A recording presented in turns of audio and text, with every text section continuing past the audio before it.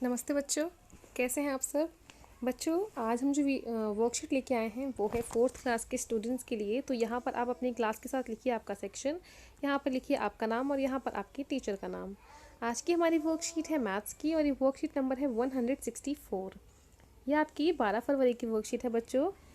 तो चलिए बच्चों, हम अपना आज का ये वीडियो शुरू कर लेते हैं। मगर उससे पहले अगर आपने अभी तक मेरे चैनल बीबी क्लासेस को सब्सक्राइब नहीं किया है तो मेरे चैनल को सब्सक्राइब ज़रूर कर दें। तो चलिए बच्चों, आगे देखते हैं। यहाँ देखिए, क्या आप जानते हैं राष्ट्रीय उत्पादकता परिषद यानी एनपीसी भारत में उत्पादकता, स्पर्धा, लाभ, सुरक्षा एवं विश्वसनीयता बढ़ाने और बेहतर गुणवत्ता सुनिश्चित करने की दिशा में समाधान प्रदान करने के लिए काम करता है। इसके स्थापना दिवस यानी कि 12 फरवरी को हर साल राष्ट्रीय उत्पादकता दिवस के रूप में मनाया जाता है। पूरे देश में 12 फरवरी से 18 फरवरी तक उत्पादकता सप्ताह का आयोजन किया जाता है। तो ये देखिए बच्चों, राष्ट्रीय उत्पादकता परिषद यानी एनपीसी जो है वो भारत में उत्पादकता, स्पर्धा, लाभ, विश्वसनीयता और बेहतर गुणवत्ता को सुनिश्चित करने के लिए काम करती है। ठीक है।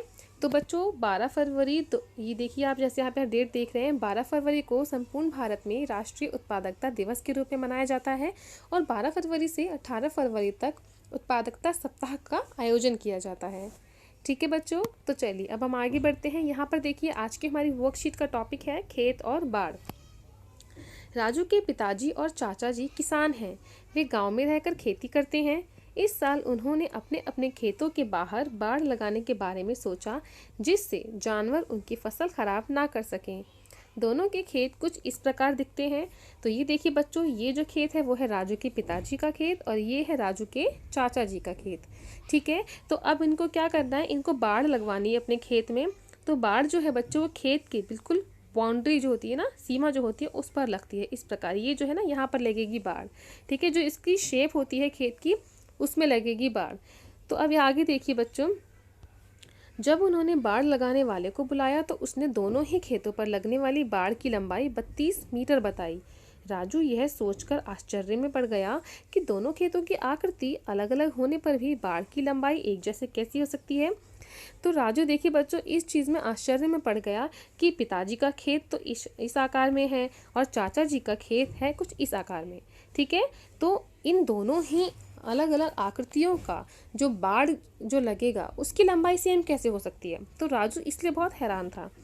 तब उसके पिताजी ने समझाया कि अलग अलग आकार के खेतों की सीमा की लंबाई बराबर हो सकती है, क्योंकि बाड़ खेत की बाहरी सीमा पर लगती है। तो उनके पिताजी ने उनको समझाया कि अलग अलग खेत की जो खेतों की जो सीमा होती है वो अलग अलग हो सकती है, मगर अगर उनको सारे उसके हिस्सों को नापा जाए तो वो एक भी हो सकते हैं। तो बच्चों इस प्रकार से जब हम किसी भी जगह का, चीज़ का, जब पूरी तरीके से उसके हर एक हिस्से को नाप कर उसको जोड़ते हैं तो वो निकलता है उस जगह का परिमाप। जैसे कि राजू के पिताजी का जो खेत है वो इस प्रकार से आयताकार शेप में है। ठीक है।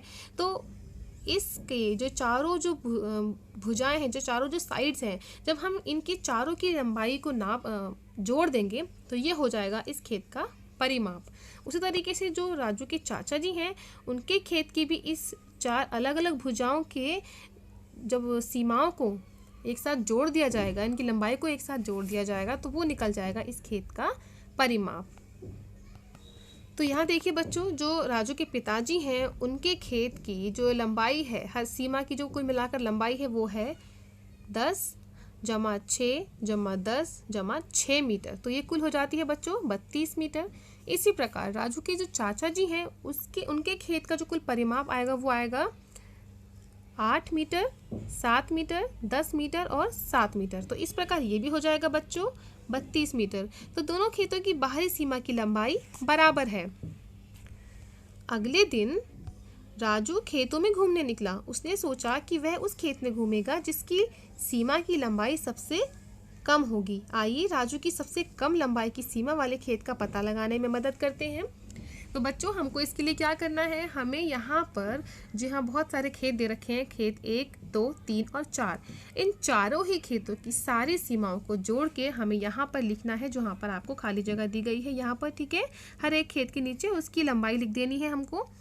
तो इस प्रकार जब हम हर एक खेत की, हर एक जगह का, हर एक भुजा की जो अब जब इसको नाप लेंगे, जब हम जोड़ लेंगे, तो ये उस पूरे खेत का हो जाएगा परिमाप।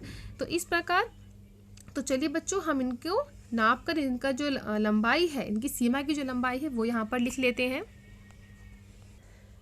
तो बच्चों इस प्रकार जो खेत एक है उसकी लंबाई देखिए यहाँ पर है ये 25 मीटर, एक है इसकी भुजा जो है वो है 16 मीटर और एक है 9 मीटर।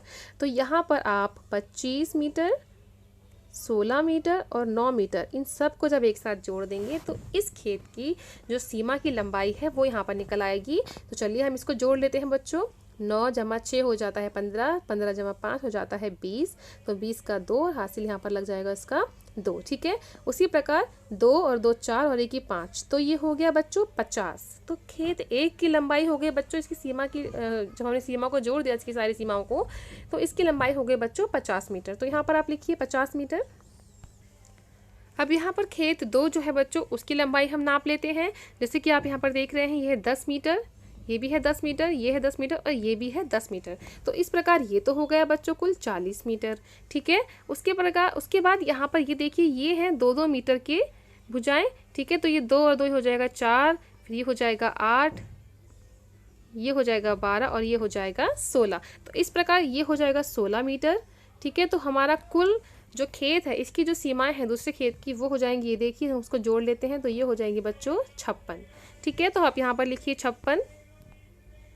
अब यहाँ पर देखिए बच्चों जो हमारा खेत 3 है हम उसको नाप लेते हैं। तो इनकी भुजाएं देखिए यहाँ पर है ये 13 और 13, तो ये हो जाएगा बच्चों 26। उसी के बाद ये है 8 मीटर और ये भी है 8 मीटर, तो ये हो जाएगा 16। तो इस प्रकार हम इसकी जोड़ लेते हैं, ये हो जाएगा 6 और 6 12, हासिल हो जाएगा 1, उसके बाद 2 3 4, तो ये हो जाएगा बच्चों 42 मीटर। तो यहाँ पर आप इसका उत्तर लिखिए 42 मीटर। इसके बाद बच्चों हम आ जाते हैं अपने खेत नंबर 4 पे। तो इसको जोड़ लीजिए बच्चों, यहाँ पर देखिए 10 मीटर, 10 10 10 और 10, तो इस प्रकार ये कुल है 50 मीटर। तो यहाँ पर आप इसकी लंबाई लिख लीजिए बच्चों, ये हो गया 50 मीटर। तो यहाँ पर राजू ने कहा था कि जो सबसे छोटा, जिस खेत की सीमाएं सबसे छोटी होंगी, सबसे कम होंगी, उसी खेत में जो राजू है वो घूमेगा, ठीक है। तो जैसा कि आपको यहाँ पर दिख रहा है, यहाँ पर जो खेत नंबर 3 है इसकी जो सीमाएं हैं वो सबसे कम है जो है 42, बाकी की है 50, 56 और 50, और सबसे कम है खेत नंबर 3 की जो है 42। तो यहाँ पर हम लिख देंगे खेत नंबर 3 की सीमा की लंबाई सबसे कम है। तो इस प्रकार राजू इस खेत में घूमेगा। तो इसके बाद ये देखिए बच्चों, आपकी जो कार्यपत्रिका के अभ्यास के लिए अपनी कक्षा की गणित की अभ्यास पुस्तिका में जो पृष्ठ संख्या 152 और 53 दिया गया है, उसमें आपको जो अभ्यास कार्य दिया गया है बच्चों, उस कार्य को आप ज़रूर कर लीजिएगा, ठीक है।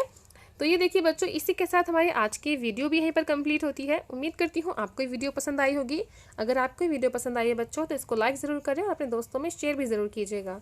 चलिए जल्दी मिलूंगी आपसे एक नई वीडियो के साथ, तब तक पढ़ते रहें, बढ़ते रहें। Thanks for watching, bye bye.